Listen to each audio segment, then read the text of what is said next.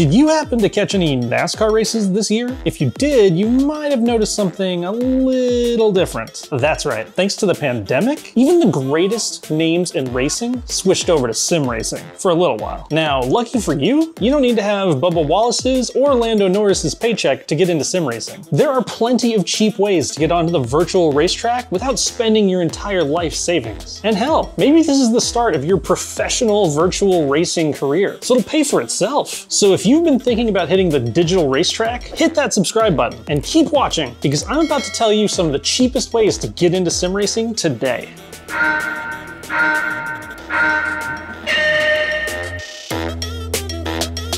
All right, let's break this down for you so it's easy to follow. The first step is you need to decide which system you want. Is it a console or is it a PC? Before you do anything, you need to answer this question. You don't want to spend hundreds of dollars on a wheel just to find out it doesn't work with your system. There are essentially three options for any sim racing platform: Xbox, PlayStation, or PC. And if you already own one of those, the decision has kind of already been made for you. The cheapest way to go about this would be to just use what you have. But if you're new to the game and you don't have any of them, I would definitely recommend starting and finishing on PC. I know, a console is cheap, 400 bucks and you're done. That's fair, but just know that you're really limiting yourself. And with the PS5 and the new Xbox coming, why buy a console right now? Now, if you already have a PlayStation or an Xbox, there's not a lot of money you need to commit to get into sim racing. But if you're just a die-hard console user and I had to pick one, I would definitely recommend the PlayStation, simply for the fact that you get the Gran Turismo franchise. But take it from me, either way, you're delaying the inevitable. You eventually will end up on PC if you get into sim racing. Sure, it's a higher price point to begin with, but there are just so many more options in terms of software and hardware for PC. Now, if you do decide to go with the PC, there are a number of different routes you can take. If you're kind of a DIYer, you can build yourself a PC that'll run most sims for about 500 bucks. Now, I won't go into exactly how to build a $500 PC. There are a million channels doing a million videos about that every day, but it's pretty realistic to say that for about 700 bucks all in, you'll have a pretty solid setup. That includes the monitor, the keyboard, the mouse, everything. And if your family or you already have a PC, consider that you can use a lot of its parts to save you money when building your new PC. Bonus, building a PC yourself is actually really fun. It's one of my favorite hobbies. Now, if you're afraid of doing it yourself, there are some sellers like Skytech on Amazon that have ready-to-go rigs for around 650 bucks. I'll have a link for that down below. Now, luckily, most sim racing titles aren't that demanding and can run on pretty much any gaming computer. So try not to overspend in this area and save that money for where it counts: the wheel. What's the deal with the wheel? Well, I'm glad you asked.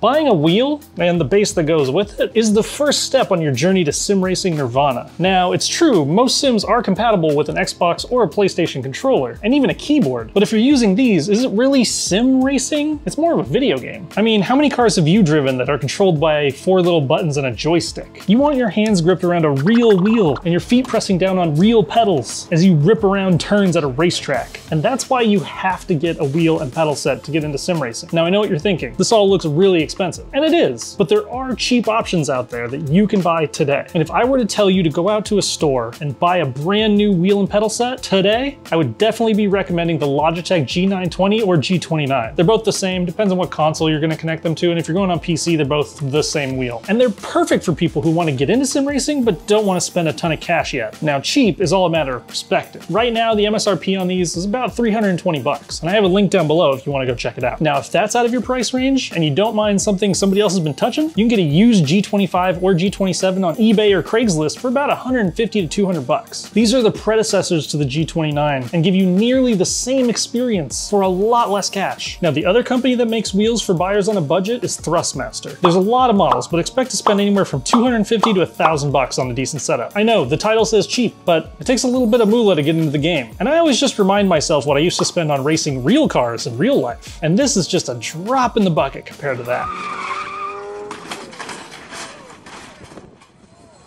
Now, regardless of which wheel setup you choose, the one thing you really want to look out for is force feedback, which is a measure of force that the wheelbase has to simulate traction, suspension, braking, crashes as you grip the wheel in your hands. For example, even some minute surface changes are usually programmed into most modern sims. And being able to feel in your hands where the track gets loose or tight is going to be the difference between setting pole and qualifying 8th. Plus, what fun is it if you can't feel a V8 roaring as you hold the steering wheel? and the wheel and pedal sets I've recommended so far have pretty solid force feedback functionality. And essentially, the more money you spend, the better it gets. And a $200 wheel will get you the same lap time as a $2,000 wheel in most cases. So if you're a first-time sim racer, it's best to stick with the budget stuff to start with. It's a great way to get your foot in the door, or on the gas pedal, I should say. Now, if you're Amazon savvy like me, you've definitely seen some cheaper options out there, but a lot of them aren't even worth the $3.99 Prime shipping that takes to get them to you. Sure, they'll work for a day or two, but almost immediately you'll be regretting your purchase as you shop for something better. So all right, you picked your system, you've picked your wheelbase, you're ready to log in and hit the virtual road. Now, which sim should you start your virtual race car driver career on? Well, this is where the system you chose in part 1 really comes into play. You see, there's tons of sim racing software out there, but it's not available to everyone. If you chose PC, the world is kind of your oyster. There's a multitude of titles on PC, from arcade racers to the sims that the pros use. But if you're driving on an Xbox or a PlayStation, your options are a little more limited. There are console exclusives like Gran Turismo Sport, which are fairly realistic and have a good competitive scene, but isn't a true sim. And then you have a bunch of games that are really fun, but are not anywhere near a sim, like Forza and Need for Speed. But don't worry, you can have fun on any platform you choose, especially with the universally available games like Assetto Corsa, Dirt Rally, F1 2020, Assetto Corsa Competizione, or Project Cars. All are fairly solid sims, available on every platform. They're not the best in the business, but in most of them you get a huge variety of cars and tracks and things like weather systems and time of day. And many of them have a really robust multiplayer scene, especially Project Cars and Assetto Corsa Competizione, with ranking systems and safety systems that ensure that you get matched up in a fair fight. Now, if you were smart enough to go with a PC, you can buy most of these titles on discount on Steam regularly. And I mean, some of them go for really cheap, like $5. This is yet another reason that PC is the perfect platform for sim racing. Now, if you get really into sim racing, all roads eventually lead to iRacing. The racing sim that's so good, they televised virtual NASCAR events on TV during the pandemic rather than hold real events in person. And the sim of choice for that was iRacing. And it's also the most popular sim for real racing professionals to train on. Now, iRacing isn't cheap, so we won't go into it here. I can make a whole video about the pricing structure on iRacing. Just know that if you really get bit by the sim racing bug, you will eventually get iRacing, and probably a second job to pay for it. So yeah, no matter what platform you choose, there are fun and affordable games for you. And at this point, you're pretty much done. You don't need to spend any more money. A system, a wheel, and a game, and you're good to go. But to take your sim racing experience to the next level, having the right rig, which is what you mount all this crap to, can really make you feel like you're sitting in the driver's seat of your favorite race car. But do you need to spend tons of cash to get a fancy racing rig? Let's find out. Now, if you've looked up sim racing at all on YouTube or on the internet, or you have a friend who's super into it, you probably have an image in your mind of someone driving a super legit, super expensive racing rig, especially the kind with the motion simulators and the 3 monitors strapped to it. But do you really need anything like that to start sim racing? The answer is quite simply no.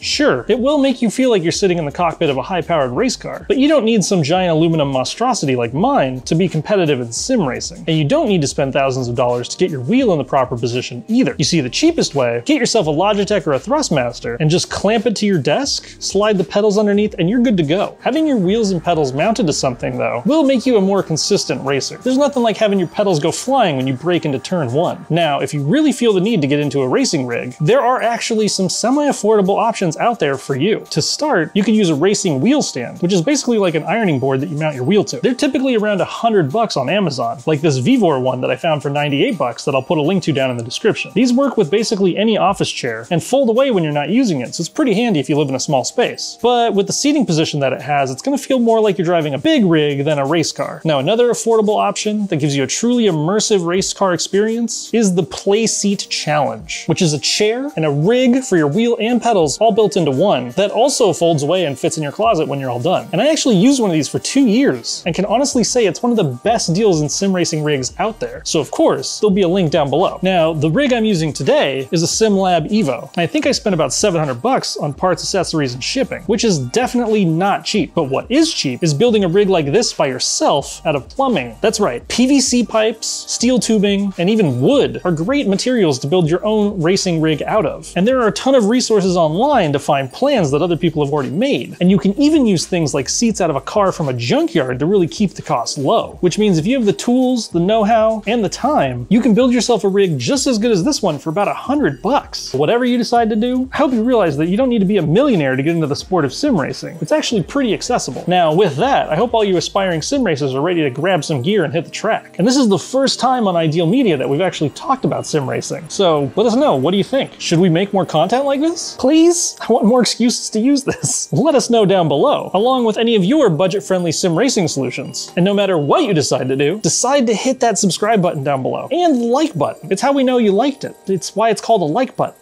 And definitely check out some more Ideal content on the channel. I've been the Squid, and remember, always keep living the virtually ideal lifestyle.